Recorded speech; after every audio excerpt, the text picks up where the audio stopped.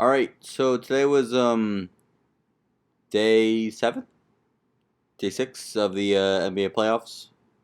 Um, talk about it. Some games going on, which was they're pretty fun. Yeah, we're gonna get into it. So we got Raptors Nets, first game on the docket.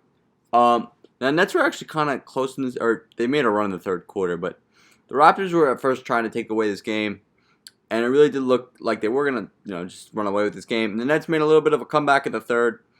And then the Raptors kind of came back, or came they came they just extended their lead, and it was the end of it. Um, I mean, it's kind of over for the Nets. They're down 3-0 right now. It was an incredible run. I mean, they had 10 players. They had to replace. I remember seeing this stat somewhere. Um, Joe Harris was their 10th player that they were missing. Something like that, where I don't know. It's pretty impressive. Just like all like the depth they've had. And Drug Vaughan, the interim Nets coach, he's done a really good job this year. Um, but yeah, I mean it's kind of the Nets. But Raptors they're moving on. They'll be moving on to play the what it looks like the Celtics, who beat the Sixers today. And actually a pretty close game, which I'll get to that in a moment. But a little while. The next game was Utah Jazz versus the Nuggets, and the Utah Jazz kind of just destroyed them.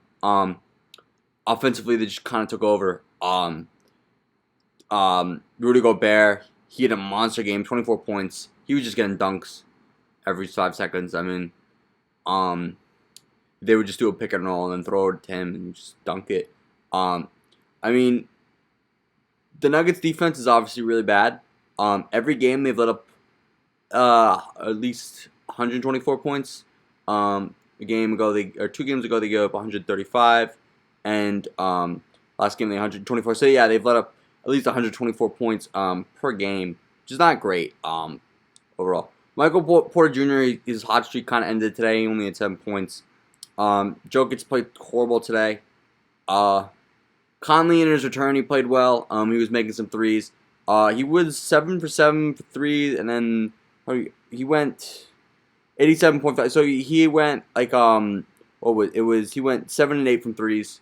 7 of 8 from 3, not 7 of 7 from 3. But yeah, Mike Conley did very well in his return. Since he last played on, I want to say like 2 weeks ago, something like that. So yeah, the Nuggets got to figure some things out defensively, and a little bit some things offensively. But yeah, now is the game I want to talk about a lot. The Sixers Celtics game. Now this game, the Celtics kind of controlled this game. The Sixers did improve a lot of things from the game 2. They worked a lot better on like their setups to get when they're doing like a post play for Embiid or Horford.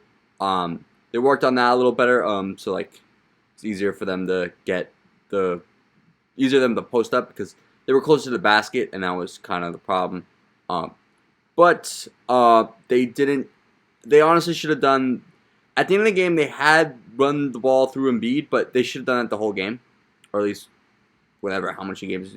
Obviously, when he's not in, you can't do that. But like when he's in, they should have just run the game through Embiid, and they just didn't do that.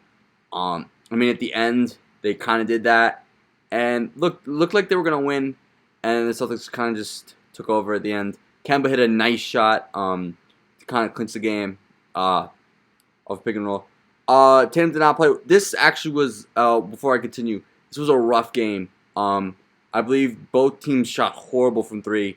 I think it was the Celtics shot 23% from 3, and the Sixers shot 25% from 3. Something like that. Both of them were just horrible from 3. Just in general, not shooting well.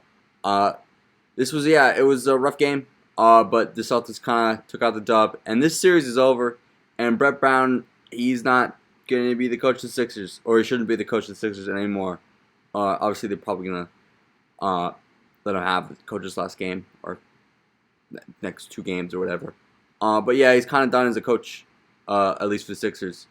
The final game was the Clippers Mavericks, and the Clippers, they played well today, but Paul George did not play well at all. His shooting struggles continue.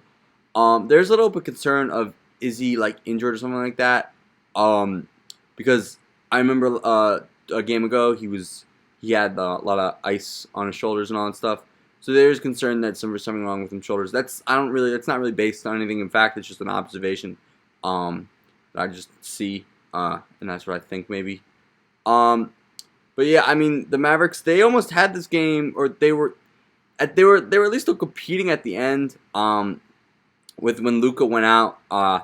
Luka went out at like the 8 minute or the third quarter, at like 2 minutes left or something like that.